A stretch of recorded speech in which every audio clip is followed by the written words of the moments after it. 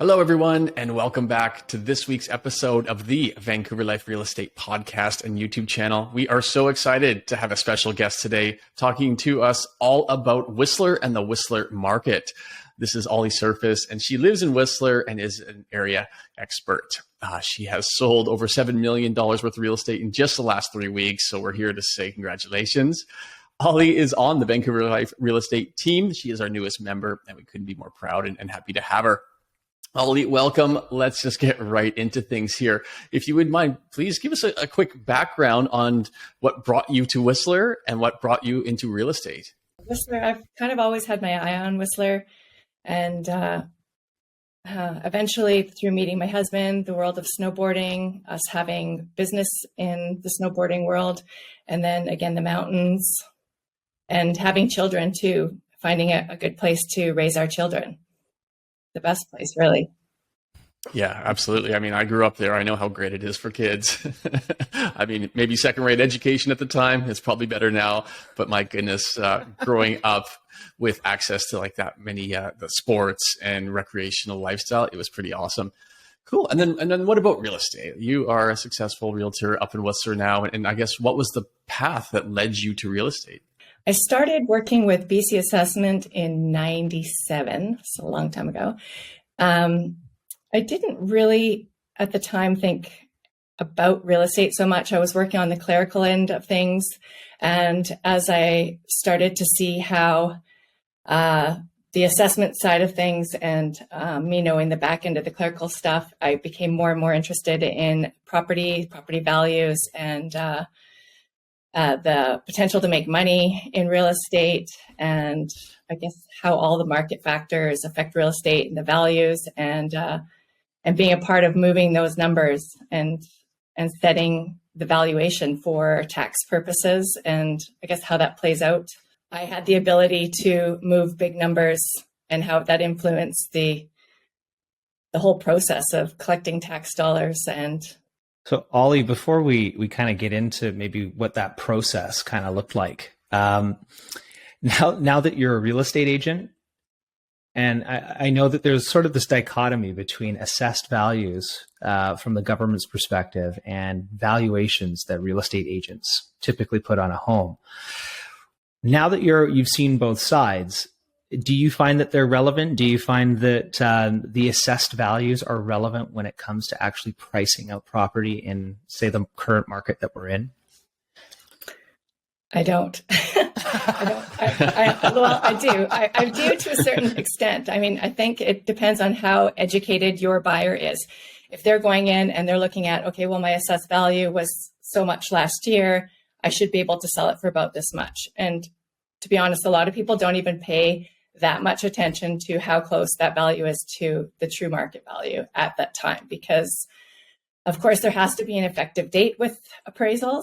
And with BC Assessment, you have to keep in mind that it is mass appraisal. There's, it's there to set a tax base, and it's on a mass scale. Like there was 1 year I did set every number for every strata unit in all of Burnaby.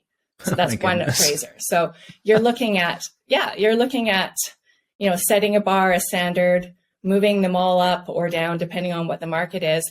And everybody should sort of fit in there, along with your benchmarks and where it's going. But on that perspective, I didn't see the inside of every single one of those townhouses or strata units, what improvements have been done to them, how well they've been taken care of.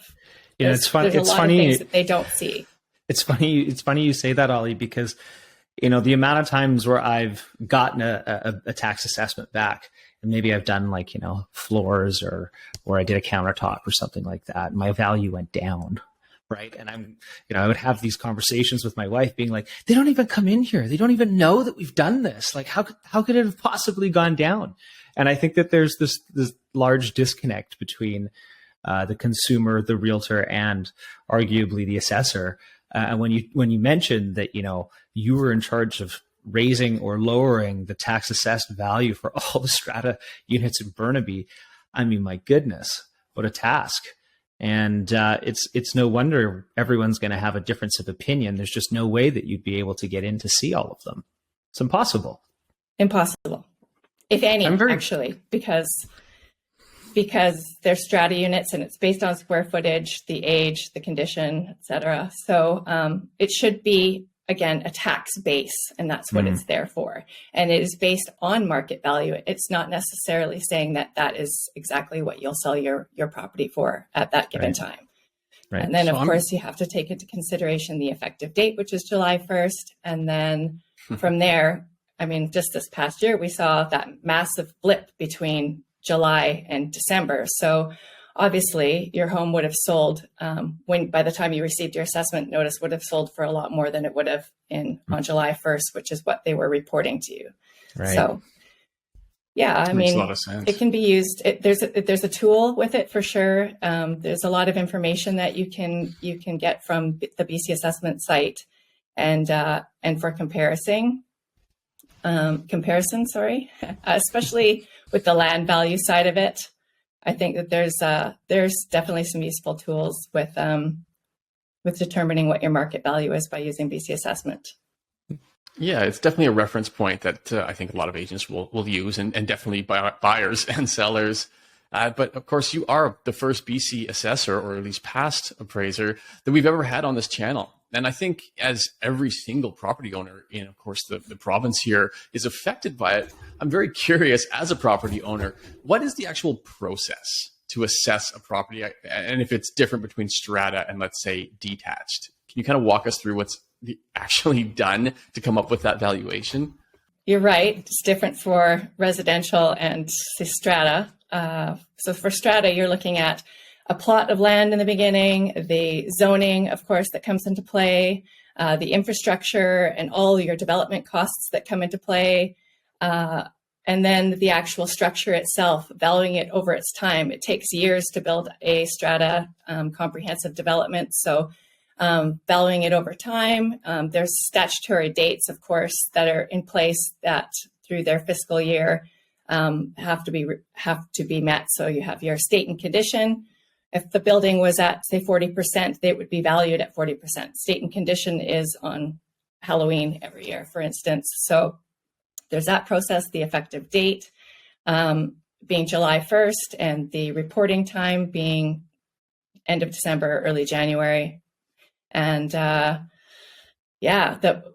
process, wow, there are so many factors that are involved too. When people say market factors, local cost factors, I know in Whistler, the local cost factor is probably a little bit more than it is in Vancouver, for instance. There are depreciation factors, depreciation scales. There is a lot to it. You know, when somebody says to me, "Hey, Ollie, how much would that house sell for?" You're like, okay, really? Like there's, I don't, well, you know, the setbacks and then the slopes on residential lots, or the views factors, locational factors. There's so much that's involved in appraisal that it takes years of analyzing. You become more and more analytical, and there's a lot to it than just taking a look at a house from the street and saying, you know, 3.5. You can definitely give a general number when you know your market very well, but there's a lot more to it when you're analyzing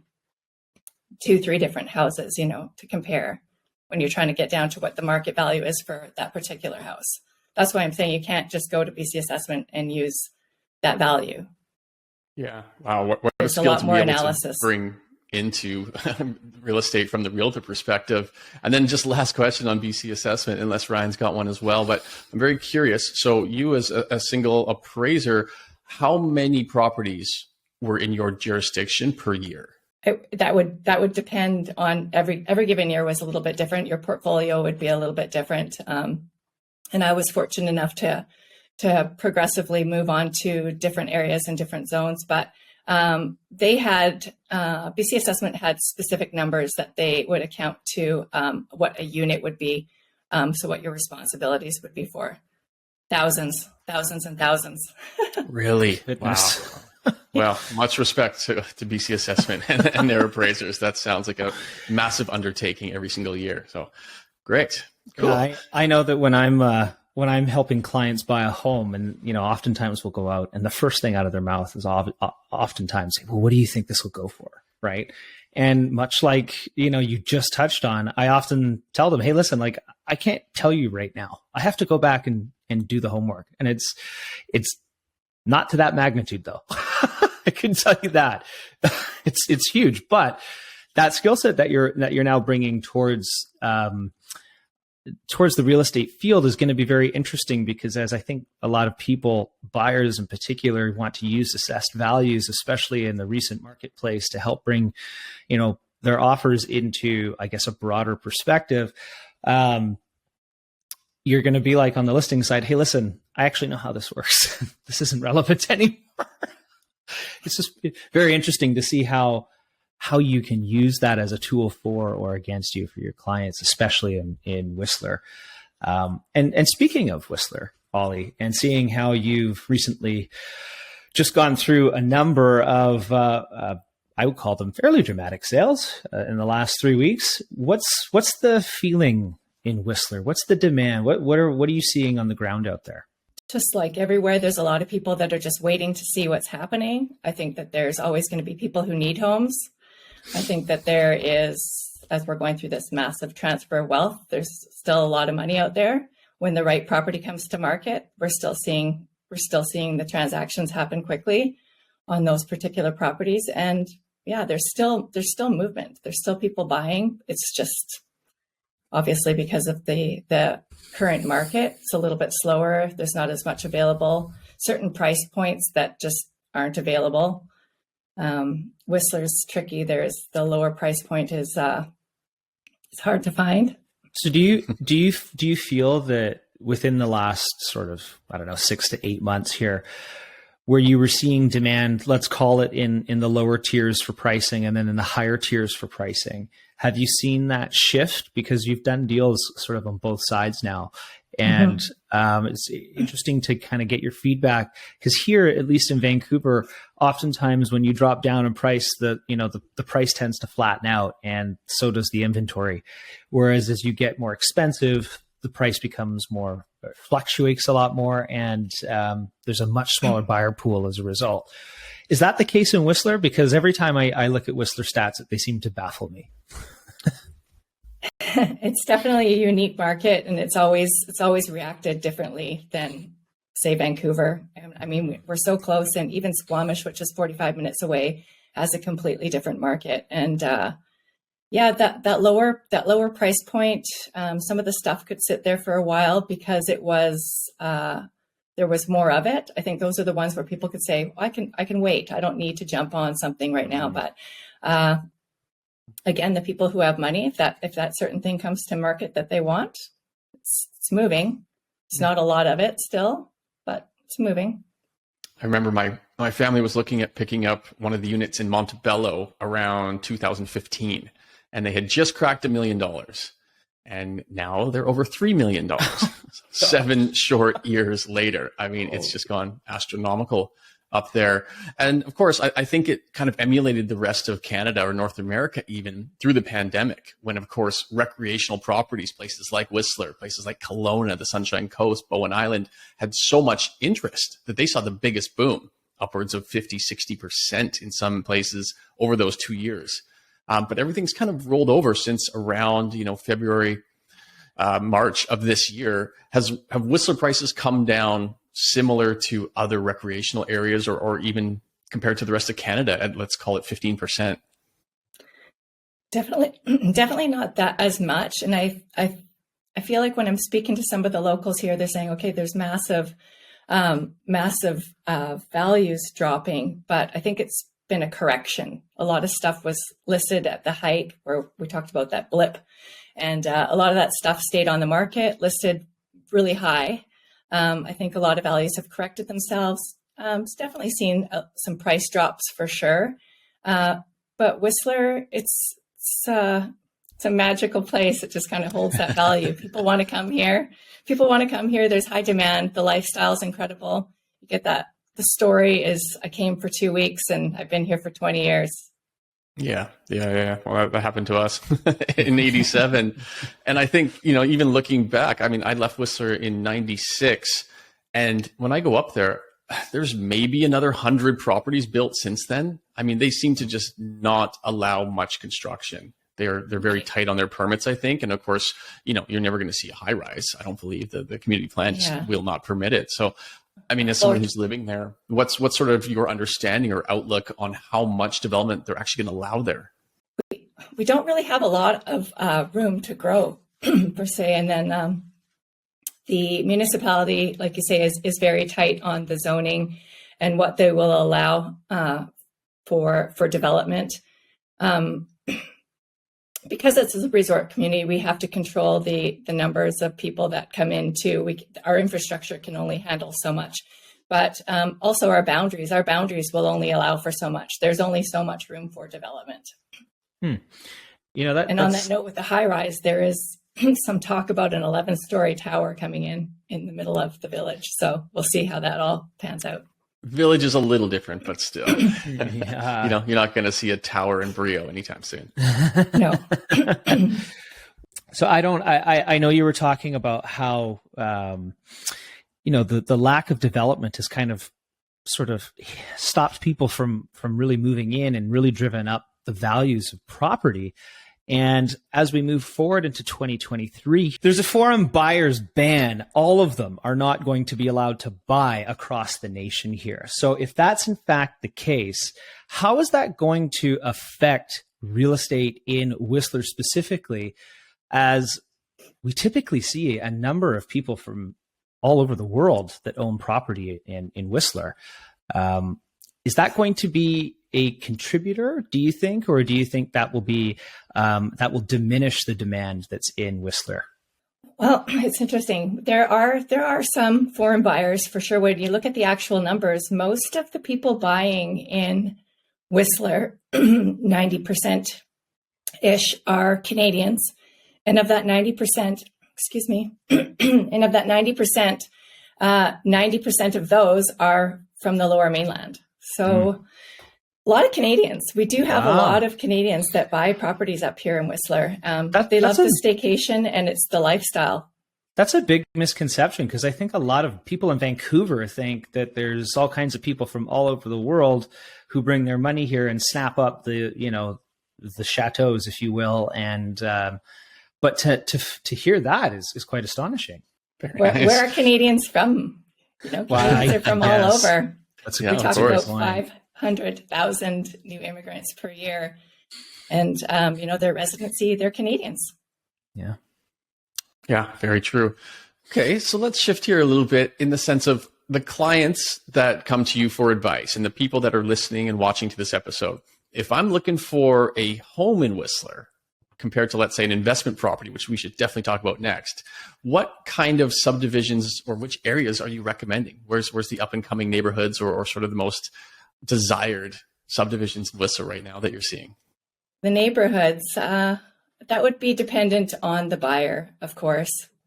If they choose to be here full time, if they have kids, if they want to rent it out while they're not here, I would definitely be working with the buyer on what's right for them. There's a lot of great neighborhoods in Whistler, but again, it would have to be what's right for that buyer. Yeah, makes sense. Okay. Yeah. I mean, that's the same thing I guess we would say here. I've certainly seen a lot of construction up there last few visits. It seems like, especially the subdivisions quite close to the village. The White Golds, the Whistler K Heights, etc. There's, obviously a lot of desirability to be close to the village for that walkability factor, I think. Mm-hmm. But okay, so then let's talk about investors. So if you've got somebody coming in and they're looking for a 2-bedroom property, let's say, for example, and they're going to use it 3 weeks of the year, what kind of areas would you recommend for a client like that? A 2-bedroom townhouse that they want. Whatever's available. I'm new to Whistler. What should I get to maximize my rental income? Well, you'd have to be in a phase 1 area where you would be able to rent it out when you're not there. Phase 1, phase 2, that's kind of like a important factor to know when you're buying property up here in Whistler, what you're able to do with it. So if you were wanting to use it for a couple weeks of the year and then rent it out on your own, I would recommend a phase 1, unless of course you wanted it to be managed then you could go with a phase 2, but your return wouldn't be as higher. It goes back into a rental pool managed like a hotel. We call those phase 2. So again, it would come down to what the buyer really wanted. You can definitely use a phase 2 property 28 days in the summer, 28 days in the winter. So you have those 56 days to choose what you want to do with them, but they are very much a hotel. You can't personalize them, make them your own, and you can't leave all your personal items there. It's basically like checking into a hotel and having, your usage, and the rate of return isn't as high. Because I get, questions from clients all the time asking me, hey, I'd love to be able to Airbnb a place in Whistler.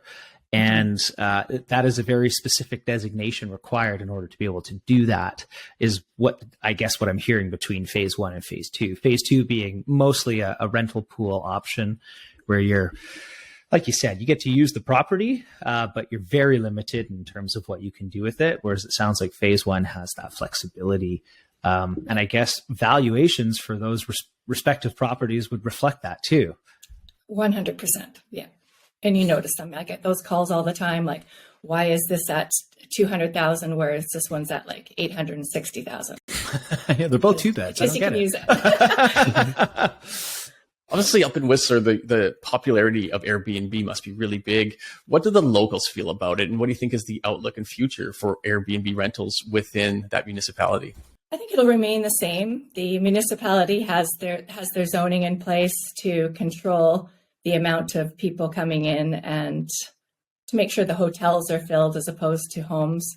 I know my home in Alpine Meadows is not zoned for nightly rentals. There are neighborhoods that are specifically zoned for that to keep control over the number of people coming into Whistler and renting out their homes. Yeah, because I think down here, Airbnb, it's pretty well frowned upon in most areas. The city of Vancouver certainly doesn't like it.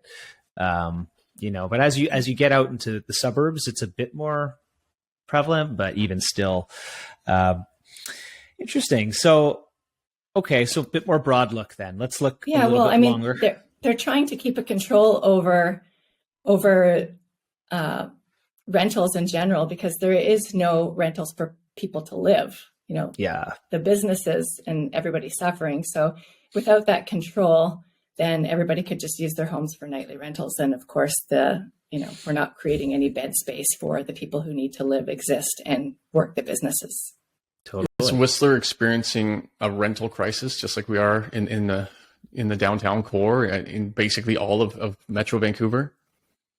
Yeah, as long as I've been here, we're rolling into our 9th year here living in Whistler, and rentals have always been a problem. And now more than ever, it's definitely a crisis, a rental crisis. What's also happening up there with employment? Are they able to find people to hire right now, or is it kind of a crisis similar to the rest of Canada right now with basically 1 million job vacancies? Yeah. A lot of businesses are closed on specific days now, or they're operating on certain hours because of the staffing issue. But there are the people who save their money for a year or two to come and be on the mountain for a particular season. So they've saved their money to come. A lot of them are working part-time. So you always get the employees coming in for the ski season. So I think that the businesses are finding that help now, but once the season's over and they've come for their stint of time, then I'm sure we'll roll back into that. Right. Do you think too, is that a bit of what grew the popularity of both Squamish and Pemberton, were people that wanted to be in Whistler, but maybe were priced out of the housing market. So they went a little bit north or south just to be able to have that 30 to, let's call it 45-minute commute and still be relatively close to Whistler, but be in an affordable house or even, a rental that actually existed, knowing that how tight it is up there. Mm-hmm. Well, definitely. The Pemberton, I remember reading about it being back in the Kootenays and reading about Pemberton booming because it was the new bedroom community that was supplementing Whistler back in the day. So 100% those communities have grown around the mountain culture. Do you think, Ollie, that Squamish, I mean, I've done a lot of business myself in Squamish, and a lot of people have this feeling that Squamish might one day rival Whistler. Do you see that? I see them personally from the outside as two very quite separate communities in many ways. But I just want to know what you think as someone who lives up there. Well, Squamish is another outdoor mecca for the sports, and it's on the ocean. It is its own recreational area. I think Squamish has a lot of potential to grow, and I think marginally there's a lot of money to be made there in real estate investments. Okay, so one day it'll rival it, but maybe not in the same way.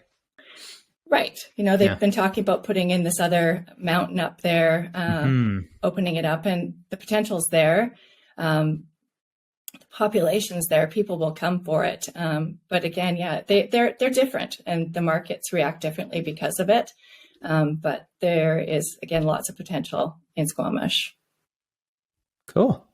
Yeah, we'd love to see Garibaldi Mountain open one day. It would be interesting to be able to take those day trips from Vancouver. I think it would probably alleviate a lot of the pressure up in Whistler, because, going up there over the holidays and standing in a 3-mile lineup is not as, it takes a bit of the allure away, I feel. It's gotten popular. There's a lot of mountain space. You look at places like Tahoe or down in the south around Aspen, there's mountains, they're happening everywhere, resorts everywhere. So there's no reason we couldn't have another one.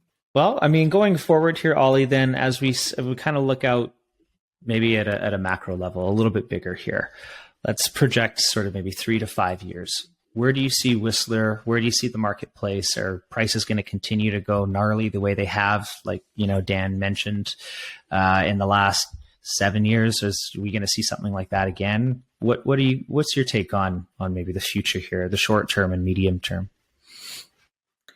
I mean, again, Whistler's a desirable place to be, so people will always be coming. And we've talked many times about the transfer of wealth that's happening and the amount of immigration coming into Canada. I think that we'll see continued growth in Whistler. Cool. Hard not to. I mean, it's been a perpetual growth ever since I've known it, since '87. And of course, like you said, it's definitely never been more popular than it is now. And it's also been fascinating to see it become almost a year-round resort. Like, I remember the summers used to be absolutely barren, and now I think you could argue they're even more popular than the winter. There's just so many people up there, and they're 100%. Able to cater it with so many interesting and fun and just great activities and things to do. So there's always something going on in Whistler. Even as a local, I'll be like, I had no idea that was going on. There's so much happening up here all the time. And, nice. Like the summers are just as magical. So many beaches, so many lakes, and the mountain biking, of course. Mountain biking has become such a huge sport, and we accommodate that. Not right now, dude. For sure. And I think even the shoulder seasons, I mean, we're recording this on November the 20th, and I think you guys are in the middle of Cornucopia, which is such a fun little festival. It's been great. Lots going on for Cornucopia. Just out of curiosity, what is Cornucopia? I'm a little lost. Well, it's based around the wine culture, and around it, there's just been different events that have built up over Cornucopia around the wine culture, food and wine. Amazing. Now you're talking my language. Nice. So, all right. So last question, easy one. What's your favorite restaurant up in Whistler? Okay, wow. Maybe not so no easy. Pressure. Oh, yeah. Well, I guess, local pressure. All the restaurant owners are going to be watching this one. So right, local pressure. Well, currently we have Wild Blue, and I'll just mention that one because it's the latest and greatest. And but there is a lot of great dining up here, a lot of great food. The Rimrock Classic, the Red Door, one of my favorites. El Caminetto, they did a good facelift to the restaurant when they changed hands. It's a beautiful restaurant as well. All those places, they know how to make you feel special when you're out to dine. That is the theme of Whistler, isn't it? Like you said, it's magical. It's a great term for it. Awesome, Ollie. Well, thank you so much for joining us today and educating us on what's happening in Whistler. For anyone who wants to have a chat with you about the market or are looking to buy, sell, or invest in the magical property, how do they get a hold of you? Ollie Serfas. I mean, these days you can find somebody as quick as you want to. All right. Okay. For those listening, though, how do you spell Ollie? Ollie, Auley, and Ollie with Ollie Serfas with EXP and the Vancouver life, living here in Whistler, British Columbia. Amazing. Thanks again, everyone. Have a great week.